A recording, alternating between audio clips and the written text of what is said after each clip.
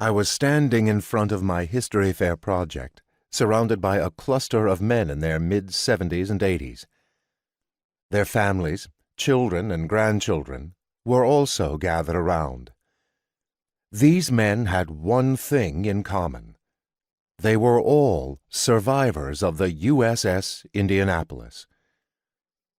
I had developed a special appreciation for these men and what they had done in World War II. I had learned to appreciate these veterans who had sacrificed so much to ensure that a generation that had not been alive when they served could enjoy liberty. It was July 1997, and we were in the Westin Hotel in Indianapolis. The second floor was crammed with men, women, and children of all ages.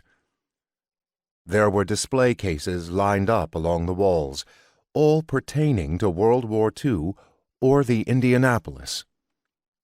Everywhere I went, I was surrounded by 10 or 20 men.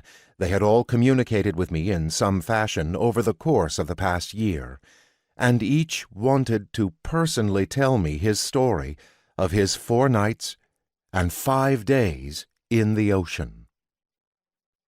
To a man, when their story reached a point at which they talked about shipmates and friends dying, their eyes teared up, and I could sense the deep sadness and the emotional scars each of them carried.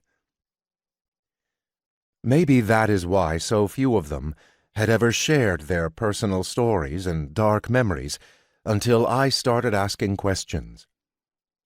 Many of these men had never told their family members what they shared with me. I am not sure why I was chosen to be the guardian of their stories, but I accepted the task with the same honor and commitment these men had shown in sharing their tales with me.